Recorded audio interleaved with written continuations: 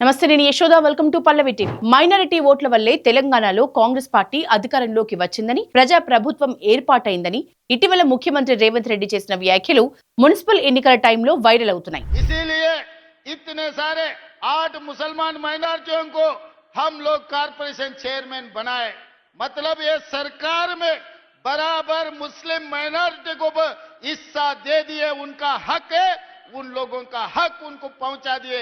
ఇటీవల శంషాబాద్ లో ఓ ముస్లిం ఆర్గనైజేషన్ ఆధ్వర్యంలో జరిగిన సభలో సీఎం హాట్ కామెంట్స్ చేశారు. తెలంగాణలో ముస్లింల జనాభా 12.5% ఉన్నట్లుగా కులగణనలో తేలిందన్నారు. ముస్లింలకు 4% రిజర్వేషన్లు అమలుకు ప్రయత్నిస్తామని చెప్పారు. ముస్లింల మద్దతుతోనే కాంగ్రెస్ ప్రభుత్వం ఏర్పడిందని, మున్సిపల్ ఎన్నికల్లో కాంగ్రెస్ పార్టీకి ముస్లింలు, మైనారిటీలు అండగా నిలవాలని అభ్యర్థించారు. సీఎం రేవంత్ కామెంట్స్ పై బీజేపీ నేతలు, హిందుత్వ వాదులు, హిందూ ఓటర్లు ఫైర్ అవుతున్నారు. సోషల్ మీడియాలో కామెంట్లతో కౌంటర్ ఇస్తున్నారు. కాంగ్రెస్ పార్టీ అధికారంలోకి రావటంలో హిందూ ఓటర్ల పాత్ర ఏమీ లేదా, ముఖ్యమంత్రి చెప్పాలి అని నిలదీస్తున్నారు. ఓటుకు నోటు ఇచ్చి గంపగుత్తగా మైనారిటీ ఓట్లు కొనుగోలు చేయటంలో సీఎంకు ఎక్స్పీరియన్స్ తక్కువేమీ లేదని మండిపడుతున్నారు. కేసీఆర్ ని దించాలని, ప్రత్యామ్నాయంగా కాంగ్రెస్ కి ఓటేశామని, మెజారిటీ ఓటర్లను తక్కువ చేయటం కరెక్ట్ కాదని కామెంట్స్ చేస్తున్నారు. మరోవైపు బీజేపీ నేతలు సీఎం రేవంత్ పై డైరెక్ట్ గా అటాక్ చేస్తున్నారు.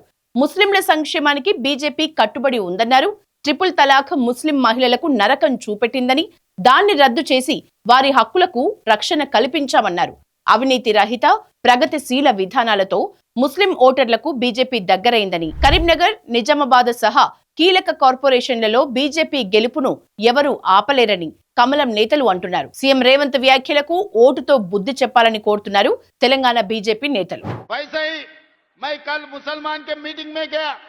जगह जगह पे मुसलमानों के और 4% जो रिजर्वेशन हमने दिया, 4% रिजर्वेशन बचाने के लिए हम लोग मेहनत कर रहे हैं। मुसलमानों को जो जो जब जब जरूरत है सब कुछ कांग्रेस पार्टी ने दिया। इस देश को राष्ट्रपति मुसलमान को कांग्रेस पार्टी ने बनाया।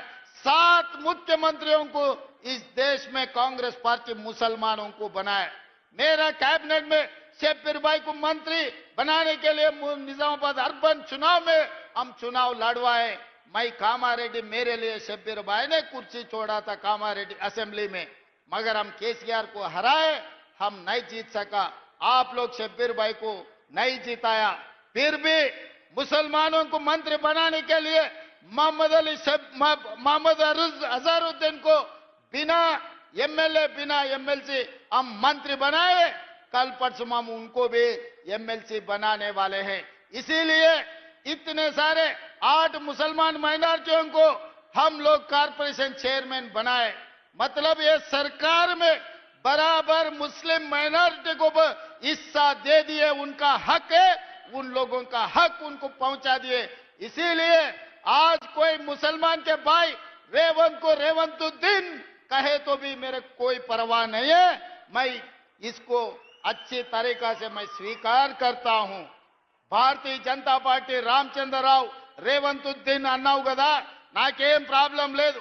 రేవంత్ గౌడ్ అయినా, రేవంత్ మాదిగ అయినా, రేవంత్ ముదిరాజ్ అయినా, రేవంత్ యాదవ్ అయినా, సర్దార్ రేవంత్ సింగ్ అయినా, లేకపోతే రేవంతుద్దీన్ అయినా నాకేమీ అభ్యంతరం లేదు.